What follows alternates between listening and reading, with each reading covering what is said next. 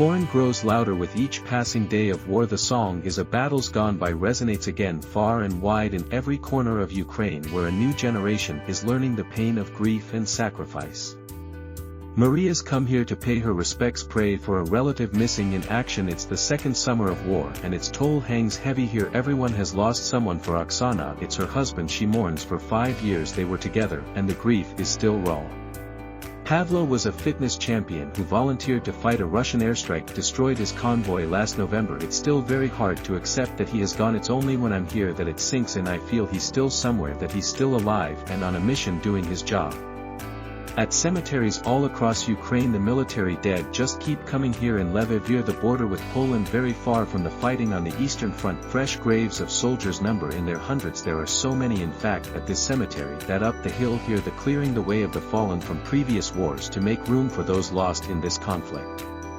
Scarred blood-stained blankets turn the keys and dressings from lives that couldn't be saved, but at this town mortuary it's Margot's job to make sure their sacrifice and their names are remembered. Before the war it was mostly the old who crossed this threshold. Now it's the corpses of Ukraine's young men and women who pass through daily. Their numbers have doubled since the counteroffensive began in June. They leave in single-file trail of grief without end. Ukraine doesn't release official figures of laws killed in action, but it's in the tens of thousands. This is a routine that they repeat here every single day. Many are unrecognizable, so they search for phones, wallets, clues to identify the dead.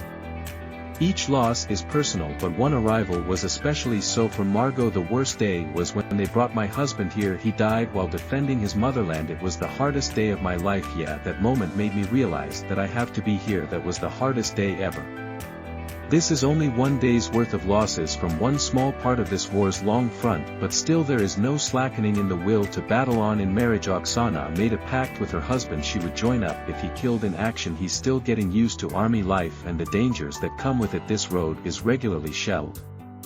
They head out and immediately take cover in nearby woods. This position is in range of Russian guns like thousands of other Ukrainians. Oksana very little time to mourn. Instead, she chose to fight, and what we hear from a lot of soldiers on the front line is that the time to grieve will come when the war is over. Thank you.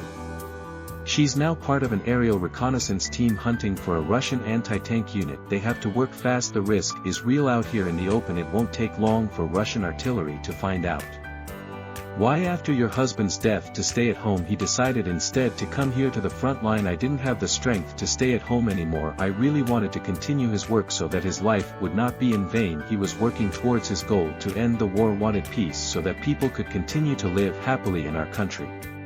But the hope of peace and victory too is still a far-off dream for Oksana. She and Margot will do their part to serve the memory of the fallen and to keep their country free. Ukraine's soil bears witness to how much it has already given and to the sacrifice still to come.